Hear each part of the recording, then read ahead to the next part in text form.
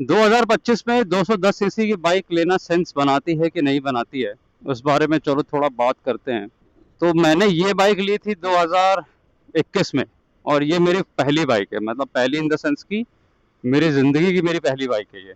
अगर आपकी लाइफ की आपकी पहली बाइक है, आप एकदम बिगिनर हो, तो उस पर्सपेक्टिव से 200 सीसी सेंस बनाती है।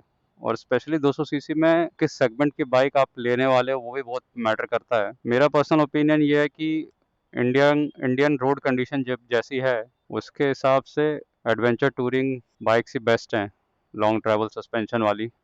हाँ, बाकी सबका अपना अपना ओपिनियन है।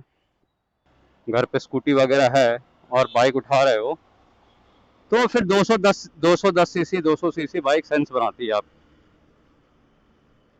अदरवाइज अगर आपके घर पे इवन 100 सीसी की स्प्लेंडर भी है ना भाई साहब, और उसके बाद आप अपग्रेड करने का सोच रहे हो, और फिर आपका दिमाग, आपका ध्यान 210 सीसी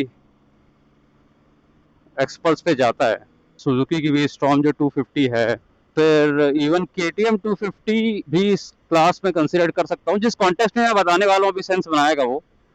देखो, मोटरसाइकिल ऐसी चीज नहीं है भाई जो रोज आज जो आदमी रोज बदलता है, या फिर हर 6 महीने हर साल में बदलता है। आप अगर 2.5-3 लाख रुपए लगाने वाले हो, आई मीन नई वाली एक्सपल्स 210 भी 2 लाख के आसपास पड़ रही है अब ऑन रोड, तो आप अगर 2 लाख रुपए लगाने वाले हो, तो मेरा मानना है कि कम से कम उसको 5 साल तो रगड़ के चलाओगे, कुछ 50,000 60,000 1 लाख किलोमीटर के आसपास। तो स्पेशली ये उन्हीं लोगों के लिए एडवाइस है भी भाई। अब जो हर साल बाइक बदलते हैं उनके लिए है ये वैसे भी नहीं है। 200 सीसी के साथ प्रॉब्लम सबसे बड़ा क्या है कि इनिशियल आपको 6 महीने 8 महीने साल भर आपको किक मिलेगा बाइक में। आप सिटी राइड करते हो, सिटी का म्यूट करते हो, वहां तक किक मिलेगा आपको। द मोमेंट आप लॉन्ग टूर पे निकलने सोचते हो, प्लान करते हो कि यार, क्योंकि ट्रैवलिंग का कीड़ा तो आज के टाइम में सबको ही है ना, एक लाइक वीकेंड राइड भी प्लान करते हो, तो पता है प्रॉब्लम सबसे बड़ी क्या आती है 200 सीसी में? वो ये कि इसका जो क्रूजिंग स्पीड है ना, जो एकदम इजीली क्रूजिंग स्पीड है इस बाइक का, मतलब बाइक की जान नहीं निकाल रहे और चला रहे हो, बढ़िया एवरेज भी निकल के दे रही है, तो वो 85 to 90 है। बोलने वाले जो भी बोलते हैं कि 110 पे चली जाती है, 120 पे चली जाती है, 110-120 पे ये वाली एक्सपल्स जो मेरी है 2V है, ये 4V भी नहीं है by the way. 6000 RPM cross करने के बाद जितना एवरेज देती है उतने में मैं 390 मैनेज कर लूँ, और उससे पहले तक ये मस्त है, एकदम 40 का एवरेज देती है, मस्त एकदम स्प्लेंडर। तो ये एक इशू रहेगा।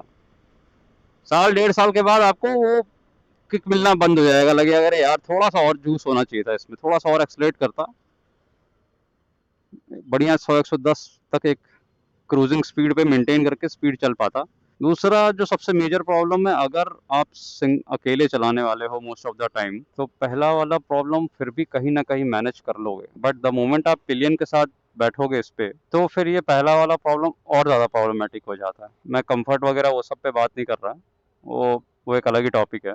इवन आप ये सोच के ले रहे हो कि यार ये बाइक मैं मिनिमम 1 लाख के आसपास रखूंगा, तो मान के चलो कि 1 लाख आपको पहुंचाने के लिए अगर आप साल का 10,000 किलोमीटर भी चला रहे हो, तो आपको 10 साल तो रखना ही पड़ेगा भाई, और साल का 10,000 किलोमीटर बहुत होता है।